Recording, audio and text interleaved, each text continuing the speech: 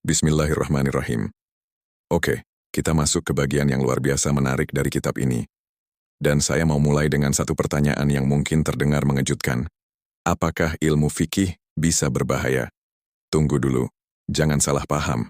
Tentu saja fikih itu mulia. Tapi penulis kitab ini mau menunjukkan sesuatu yang jarang dibahas. Bahwa ilmu fikih, kalau dipelajari dengan niat dan cara yang salah, bisa menjadi pintu masuk ke penyakit hati yang sangat serius. Dan di sisi lain, kalau dipelajari dengan benar, ia bisa menjadi salah satu ibadah paling agung yang bisa dilakukan seorang manusia. Inilah yang akan kita bahas sekarang.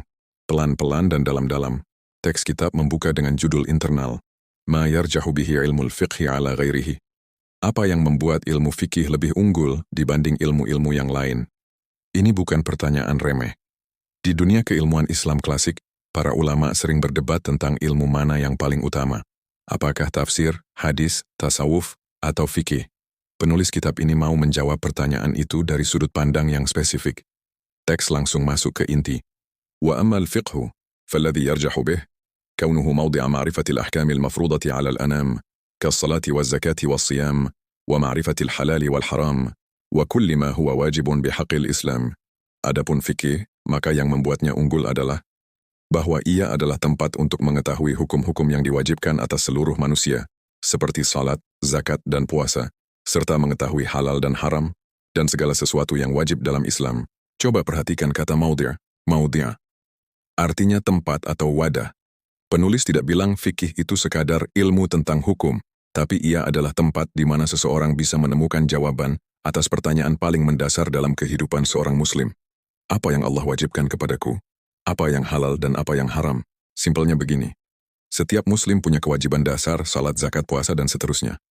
Nah, dari mana kita tahu caranya yang benar? Dari mana kita tahu syarat sahnya? Dari mana kita tahu apa yang membatalkan dan apa yang tidak? Jawabannya, dari fikih. Fikih adalah peta jalan untuk menjalani Islam dengan benar. Dan kata al-anami al-anam artinya seluruh manusia, atau segenap makhluk. Ini bukan ilmu untuk kalangan tertentu saja. Ini ilmu yang relevan untuk setiap orang yang mengaku muslim, tua muda, laki perempuan, kaya miskin, Arab non-Arab. Jadi keunggulan pertama fikih adalah, ia adalah ilmu yang paling langsung bersentuhan dengan kehidupan sehari-hari setiap muslim. Tidak ada muslim yang bisa bilang, fikih tidak relevan buat saya. Karena selama kamu masih salat, puasa, bermuamalah dengan orang lain, menikah, membeli, menjual, kamu sedang berurusan dengan fikih. Nah, setelah memuji keunggulan fikih, penulis langsung membalik arah. Dan ini yang membuat teks ini jujur dan dalam sekali. Wa innama yudhammu min jihati annahu qad yukhriju bi sahibihi ila al-mira'i wal-jidali wal-khisam, wa yaqsidu bihi al-mubahata wa jama' al-hutam. Fikih hanya tercela dari sisi bahwa ia bisa membawa pelajarnya kepada perdebatan, adu argumen, dan permusuhan, dan bisa dijadikan tujuan untuk pamer dan mengumpulkan harta. Kata al-mira'u, al-mira' artinya debat yang dilakukan bukan untuk mencari kebenaran, tapi untuk menunjukkan kehebatan diri. Al-jidalu, al-jidal, artinya adu argumen. Al-khisamu, al-khisham, artinya permusuhan, sengketa. Tiga kata ini berurutan, dan ini bukan kebetulan. Penulis sedang menggambarkan satu proses kejatuhan yang berjenjang. Dari debat yang egois, berlanjut ke adu argumen yang sengit, berakhir pada permusuhan. Kita semua pernah lihat ini, kan? Orang yang belajar fikih lalu jadi suka mendebat orang, merasa paling benar, meremehkan pendapat orang lain, dan akhirnya hubungan sesama muslim retak. Nah, penulis bilang, itu bukan salah fikihnya, itu salah niatnya. Dan kata al-hutamu law al-hutham, ini kata yang sangat kuat, artinya remahan atau serpihan dunia, sesuatu yang bisa hancur, rapuh, tidak bernilai abadi. Penulis memilih kata ini bukan sekadar harta atau uang, tapi hutam, yang konotasinya adalah sesuatu yang tidak layak dikejar. Jadi kalau seseorang belajar fikih dengan tujuan mengumpulkan uang dari mengajar atau berfatwa tanpa keikhlasan, ia sedang mengejar hutam, remahan dunia yang tidak sebanding dengan ilmu mulia yang ia punya. Teks kemudian mendeskripsikan dengan sangat detail bagaimana fikih yang salah niat bisa menghancurkan hati seseorang dari dalam. Ini bagian yang paling dalam dari teks ini, dan saya minta kita benar-benar pelan di sini. وقد يحصل باستغراق القلب فيه الغفلة عن الله فيكون سببا للحجاب والقسوة الموقعين في الآثام والجرأة على الله واتباع الهوى على الدوام. Dan bisa terjadi akibat tenggelamnya hati sepenuhnya dalam fikih, munculnya kelalaian dari Allah. Maka ia menjadi sebab terjadinya hijab dan kekerasan hati yang menjerumuskan ke dalam dosa-dosa, keberanian yang lancang terhadap Allah, dan mengikuti hawa nafsu terus-menerus.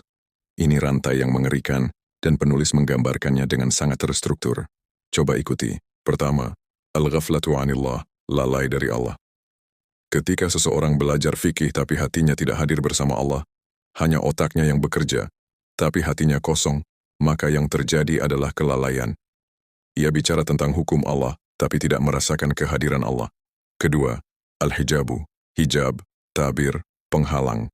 Kelalaian yang terus-menerus membuat hati tertutup dari cahaya. Ibaratnya seperti kaca yang makin lama, makin tertutup debu. Awalnya masih tembus cahaya sedikit, tapi kalau tidak dibersihkan akhirnya gelap total. Ketiga, al-qaswatu, kekerasan hati. Hati yang tertutup lama-kelamaan menjadi keras.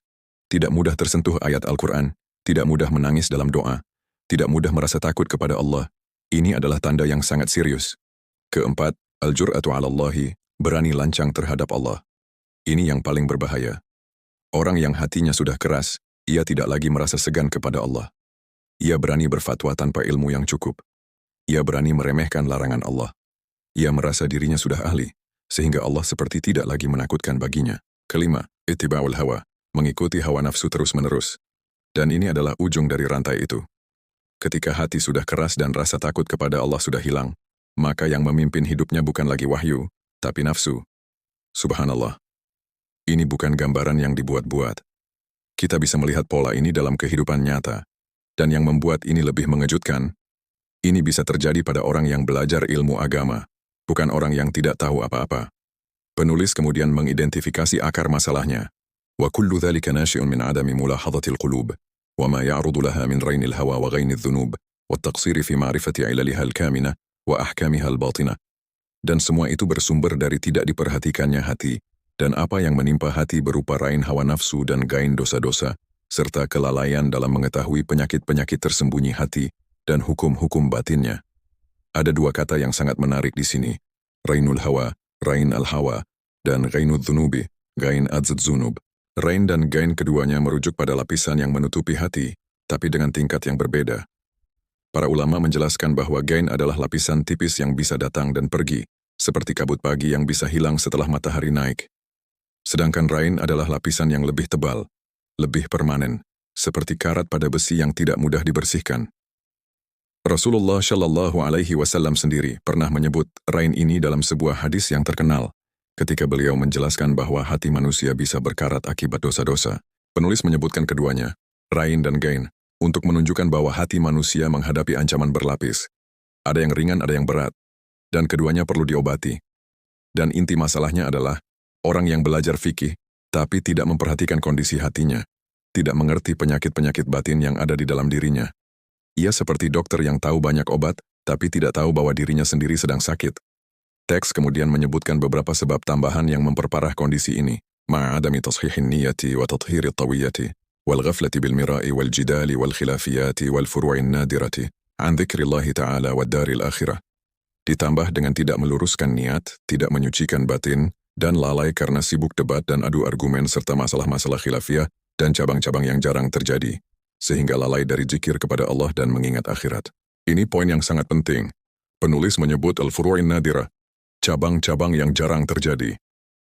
Ini adalah masalah-masalah fikih yang sangat spesifik, sangat jarang dihadapi dalam kehidupan nyata, tapi sering jadi bahan perdebatan panjang di antara para pelajar ilmu.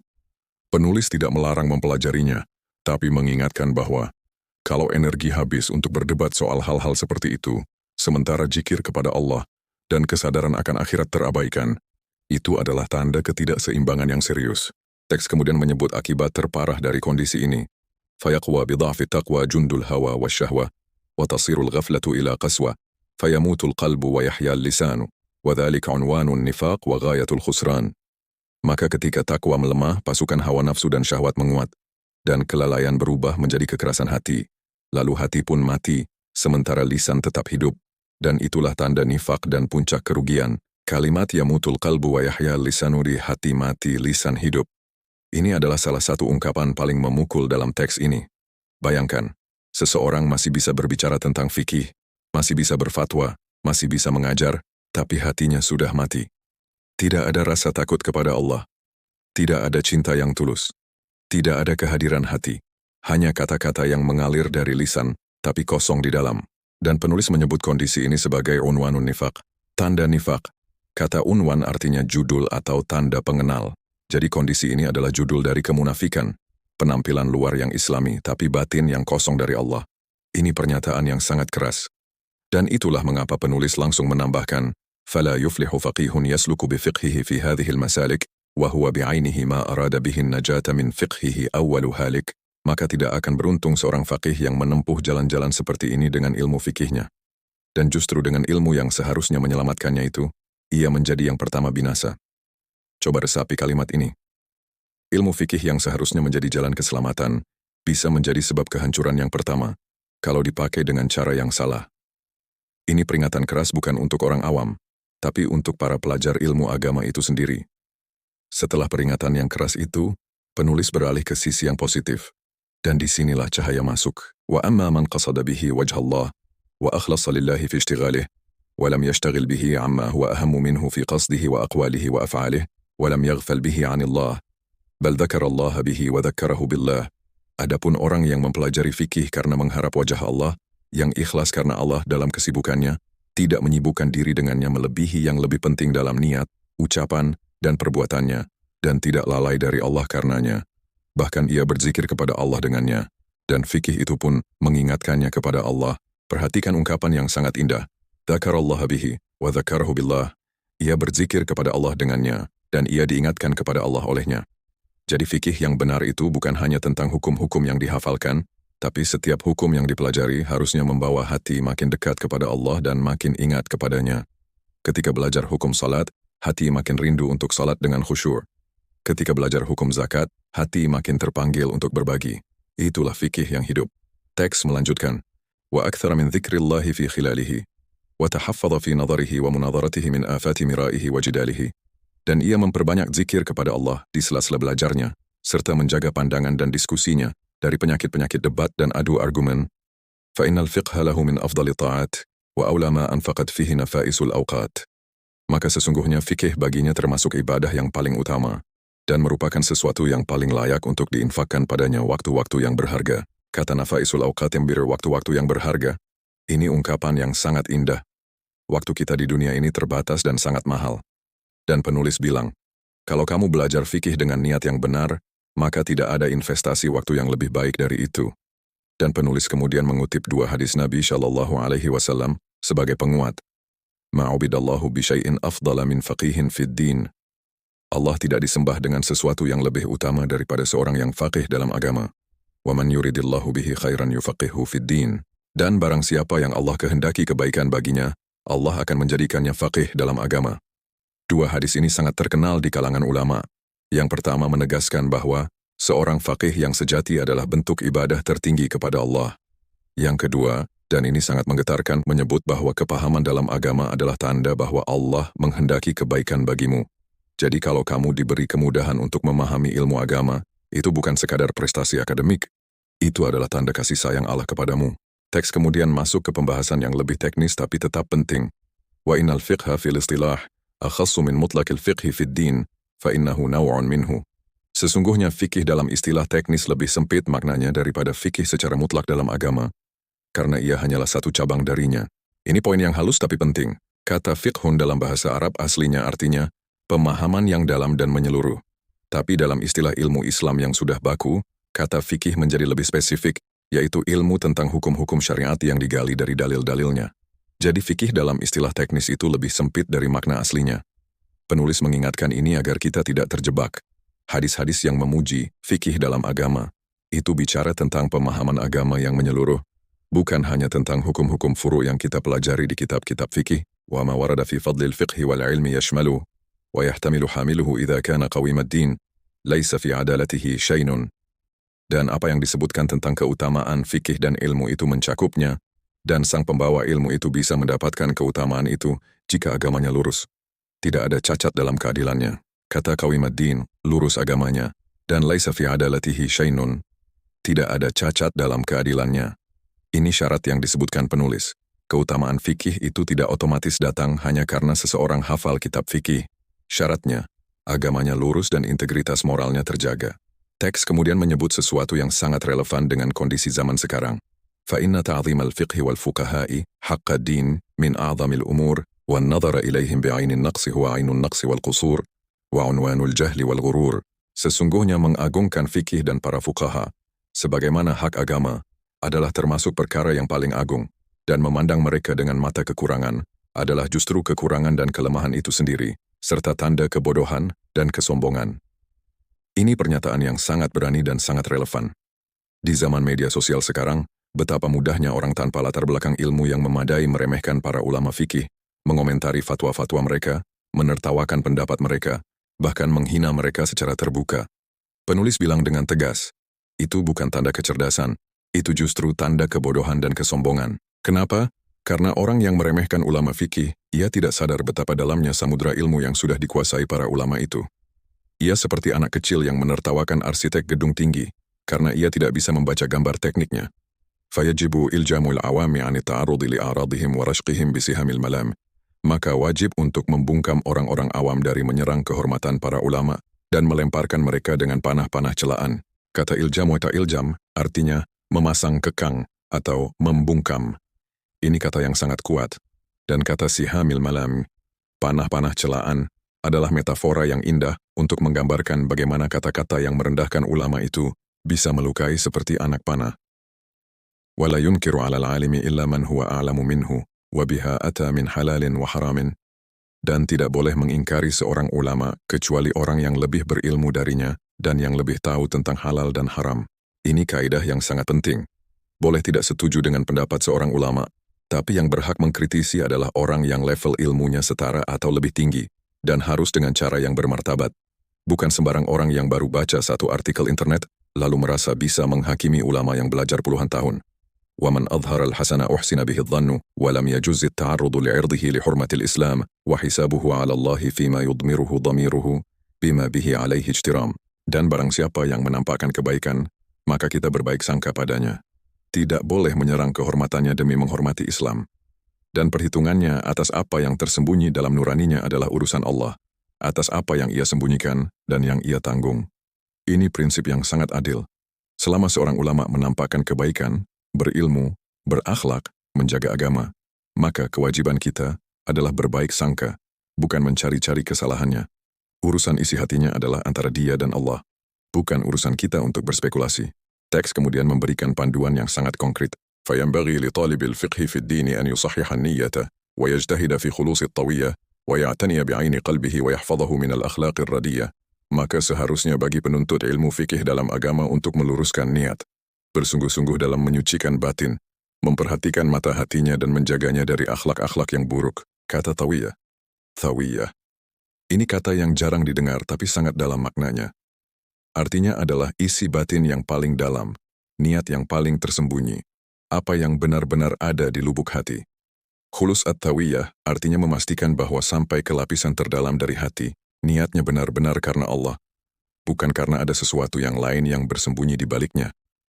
لا يزال ذاكرا في كل شأنه ملاحظا له في كل حكم بجنانه مراقبا لله كما يراقبه في قراءة آيات الأحكام. Ia senantiasa berzikir dalam setiap urusannya, memperhatikan Allah dalam setiap hukum dengan hatinya, mengawasi Allah sebagaimana ia mengawasinya saat membaca ayat-ayat hukum. Ungkapan muraqiban lillahi, muraqiban lillah, ini adalah inti dari konsep muraqabah dalam tradisi tasawuf. Artinya, selalu merasa diawasi oleh Allah, selalu sadar bahwa Allah melihat bukan hanya perbuatannya, tapi juga isi hatinya. Dan penulis menyebut bahwa rasa muraqabah ini harus hadir bahkan saat belajar fikih, bahkan saat membaca ayat-ayat tentang hukum nikah, talak, dan salat. Teks kemudian menyebut sebuah ungkapan yang sangat memukul. فَإِنَّهُ لَا بِالتَّفَكُّرِ فِيهَا عَنْ كَوْنِهِ صَلَاةً وَقِرَاءَةً وَقَلْبُهُ حَاضِرٌ فِيهَا. Karena ia tidak dengan memikirkan hukum-hukumnya, dari kedudukannya sebagai salat dan bacaan, sementara hatinya hadir di dalamnya. Ini analogi yang sangat kuat. Salat yang dibaca dengan mulut, tapi hati tidak hadir, tidak sempurna nilainya. Demikian pula belajar fikih yang dilakukan dengan otak, tapi tanpa kehadiran hati bersama Allah, tidak akan menghasilkan manfaat yang sesungguhnya. Teks menutup bagian ini dengan kalimat yang sangat indah dan bulat. فَكَذَلِكَ إِذَا حَضَرَ قَلْبُهُ مَعَ اللَّهِ فِي قِرَاءَةِ الْفِقْهِ أَثْمَرَتْ لَهُ ثَمَرَةُ الصَّلَاةِ فَالشَّأْنُ كُلُّ الشَّأْنِ الْحُضُورُ مع الله فيما يرضاه وخلاصة الطريق الإقبال على الله Fima syara'a minal ilmi wal amali liqasdi wajhihi wa ridahu. Demikian pula ketika hatinya hadir bersama Allah saat membaca fikih, maka ia akan mendapatkan buah dari salat. Karena inti dari segalanya adalah hadir bersama Allah dalam apa yang ia ridai. Dan intisari jalan adalah menghadap kepada Allah dalam ilmu dan amal yang ia syariatkan demi mengharap wajahnya dan ridhanya. Kalimat fasya'nu kullu sya'ni, inti dari segalanya, keseluruhan urusannya. Ini penekanan yang sangat kuat dalam bahasa Arab. Penulis tidak bilang salah satu hal penting, tapi ini inti dari segalanya. Satu hal ini, hadir bersama Allah, dan khulasatu tariq, intisari jalan. Ini ungkapan yang dipakai dalam tradisi tasawuf untuk menyebut inti dari seluruh perjalanan spiritual. Dan penulis menyimpulkannya dalam satu kalimat, menghadap kepada Allah dalam ilmu dan amal, demi wajahnya dan ridhanya. Jadi kalau ada yang baru bergabung dan bertanya, tadi ngomongin apa sih? Jawabannya simple. Kita baru saja membahas bahwa ilmu fikih itu mulia dan unggul, karena ia mengajarkan kewajiban-kewajiban Islam kepada semua manusia. Tapi ilmu yang mulia ini bisa berbalik menjadi bencana kalau dipelajari dengan niat yang salah, untuk pamer, untuk cari uang, atau dengan hati yang tidak hadir bersama Allah. Rantainya, niat salah, hati lalai, hati mengeras, berani lancang kepada Allah, mengikuti nafsu, dan akhirnya hati mati, meski lisan masih fasih berbicara agama. Sebaliknya, kalau fikih dipelajari dengan niat ikhlas dan hati yang selalu hadir bersama Allah, maka ia menjadi ibadah tertinggi dan investasi waktu terbaik. Dan kuncinya cuma satu, hadir bersama Allah dalam setiap langkah belajar dan beramal. Di bagian berikutnya, kita akan terus mengikuti perjalanan penulis dalam mengurai ilmu-ilmu lain dan keistimewaan masing-masing. Sebuah peta keilmuan Islam yang sangat berharga untuk siapapun yang ingin tahu harus mulai dari mana dalam perjalanan menuntut ilmu. Jadi tetap bersama kami, wallahu a'lam bisyawab.